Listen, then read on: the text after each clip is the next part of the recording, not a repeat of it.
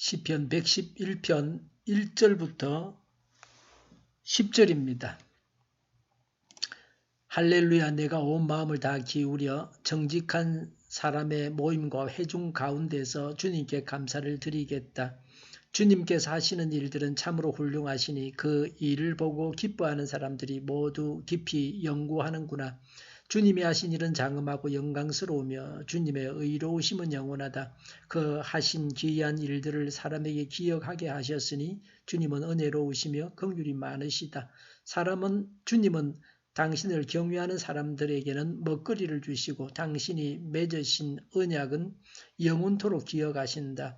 당신의 백성에게 하신 일, 곧 민족의 유산을 그들에게 주신 일로 당신의 능력을 알리셨다. 손수하신 일들은 진실하고 공의로우며 주님이 지시하신 법은 모두 든든하며 영원토록 흔들리는 일이 없으니 진실과 정직으로 제정되었다. 당신의 백성에게 구원을 베푸시고 그 언약을 영원히 세우셨으니 그 이름이 거룩하고 두렵다.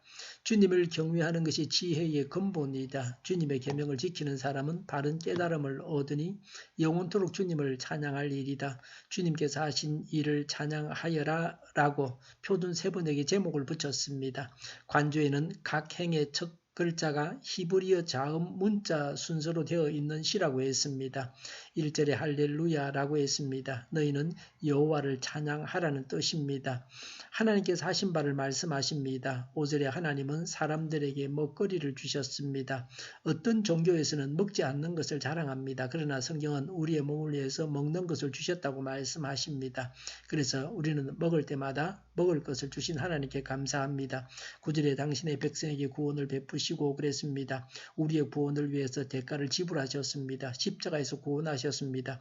9절에 그 언약을 영원히 세우셨으니 라고 했습니다. 십자가 구속이 영원한 언약이 되었습니다. 9절에 그 이름이 거룩하고 두렵다라고 했습니다. 사람이 할 바가 무엇입니까? 10절에 지혜의 근본은 하나님을 경외하는 것입니다. 경외는 무서워하고 두려워한다는 것입니다. 존경한다는 것입니다. 마음속 깊은 곳에서 자연스럽게 우러나오는 존경이 경외입니다. 무한한 존재 앞에서의 유한한 존재의 두려움입니다. 거룩한 자 앞에서의 죄 있는 자의 두려움을 소유할 때에 참된 지혜를 얻을 수 있습니다. 여호와만이 참된 지혜의 근원이십니다. 근본은 시간적인 시작이요 기원, 근본, 원리입니다. 최고의 상태를 의미하기도 합니다. 하나님은 모든 지식의 출처이시고 근본 원리이자 최고의 지혜자이십니다. 하나님을 떠난 지혜는 이미 지혜가 아닙니다. 지혜로운 자가 되기를 원하면 하나님을 경외해야 합니다. 어리석은 자가 되고 싶으면 하나님을 경외하지 않거나 하나님이 없다고 하면 됩니다. 하나님을 경외하며 살 때에 지혜자가 됩니다. 우리는 여호와를 경외하며 지혜를 공급받아서 하나님의 계명을 바르게 다루며 살아가야 합니다. 영국 왕 윌리엄 4세가 죽었을 때 그에게는 어린 딸이 있었습니다. 대신들은 그녀에게 아버지의 뒤를 이어 영국의 새로운 왕이 되었음을 알려주었습니다. 그 소식을 들은 소녀는 무릎을 꿇고 하나님께 자신과 영국을 이끄시고 도와주십사고 간절히 기도했습니다. 이 어린 소녀가 바로 영국을 해가 지지 않는 나라로 만들며 64년간 선정을 베풀었던 빅토리아 여왕입니다. 어느 날 인도의 한 왕자가 빅토리아 여왕에게 나라를 그토록 훌륭하게 다스리는 지혜가 어디에서 오는지를 물었습니다. 그녀는 이렇게 대답했습니다. 그것은 바로 하나님의 말씀인 성경의 모든 것을 의뢰하며 그분의 뜻에 따르는 것입니다. 라고 했습니다. 성경 전체에서 이 같은 교훈이 나타나고 있습니다. 우린 얼마나 지혜로운 자입니까? 10절에 주님의 계명을 지키는 사람은 바른 깨달음을 얻으니 라고 했습니다. 하나님의 진리를 깨달은 자이길 원합니까? 하나님을 경외하면서 말씀대로 살아가야 합니다. 우리가 범죄할 때에 우리는 진리를 깨달은 자가 아니요 하나님을 경외하는 자가 아닙니다. 우리가 지켜야 할 말씀이 무엇입니까?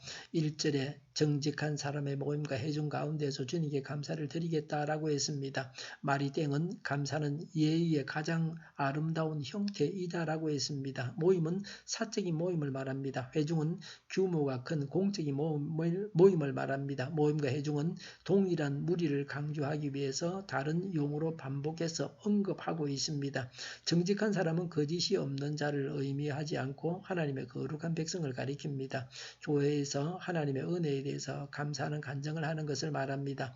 하나님으로부터 은혜를 받은 것을 깨닫고 하나님께 감사하며 그래서 많은 그리스도인 앞에서 하나님께서 베푸신 바에 대해서 감사하는 간증을 해야 합니다. 그럴 때 다른 사람들은 하나님의 은혜를 같이 느낄 것입니다. 은혜는 나눌수록 더욱 풍성해집니다. 2절에 주님께서 하신 일들은 참으로 훌륭하시니 그 일을 보고 기뻐하는 사람들이 모두 깊이 연구하는구나 라고 했습니다. 하나님께서 행하신 일로 인해서 기뻐합니까? 하나님께서 하신 일이 너무나 훌륭하다고 생각해서 깊이 연구하고 있습니다. 말씀을 읽고 공부하고 연구하고 묵상하고 암송하고 있습니까? 7절과 8절에 하나님께서 선수하신 일들은 진실하고 정의로우며 주님께서 지시하신 법은 모두 든든하며 영원토록 흔들리는 일이 없으니 진실과 정직으로 제정되었습니다. 10절에 영원토록 주님을 찬양할 일이다 라고 했습니다. 본시는 할렐루야. 할렐루야라는 말 뜻은 간주해 보면 여호와를 찬양하라라고 했습니다. 하나님을 찬양하라 하는 것이 할렐루야입니다. 할렐루야로 시작을 했습니다.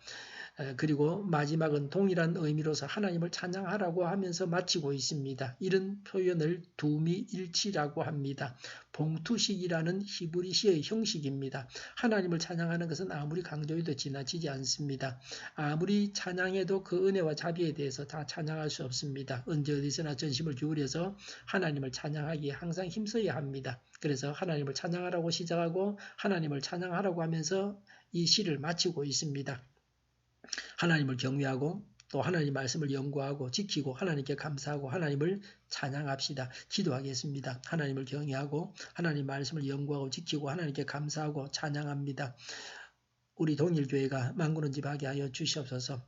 오늘은 주일을 잘 준비하고 내일은 하나님 앞에 아름다운 예배를 드리게 하여 주시옵소서. 예수 이름으로 명하노니 모든 병만은 물러가고 몸의 모든 부분들을 온전하게 될지어다. 신유의 기적을 베푸셔서 지금도 저희의 질병을 고쳐 주시옵소서. 저희와 교회와 이 나라의 민족을 불쌍히 여겨 주시옵소서. 독재 정권이 무너지고 적과 통일이 되지 않고 평화 통일을 이루게 하여 주시옵소서. 전쟁 위험이 사라지게 하시며 신앙의 자유를 널누리며 살게 하여 주시옵소서. 하나님을 대적하는 세력들이 바로 망하게 하여 주시옵소서. 신앙의 자유를 널누리며 살게 하여 주시옵소서. 국회와 정부가 하나님 기뻐하시는 법만을 만들게 하시며 반성경적인 모든 법과 영과 내교와 가짜 임금법이 즉시 폐기되게 하여 주시옵소서. 이 나라의 지도자 복을 허락하여 주시옵소서. 지진이 일어나지 않게 하시며 출산율이 올라가게 하여 주시옵소서. 자녀를 낳고 살만한 성적으로 건전한 나라가 되게 하시며 에너지 정책, 재활용 정책을 제대로 세워서 집행하게 하여 주시옵소서. 늘 맑은 공기를 마실 수 있게 하여 주시옵소서. 한일 갈등, 한미 갈등이 해결되어지게 하여 주시옵소서. 우리 모두가 선한 것을 분별해서 알게 하여 주시옵소서. 분별력을 가지지 못하게 방해하는 모든 세력들을 주님께서 멸하여 주시옵소서. 오늘도 하나님 안에서 차고 넘치는 삶, 복된 삶을 살게 하여 주시옵소서. 감사와 찬양을 주님께 돌려드리며 예수님의 이름으로 기도하옵나이다. 아멘.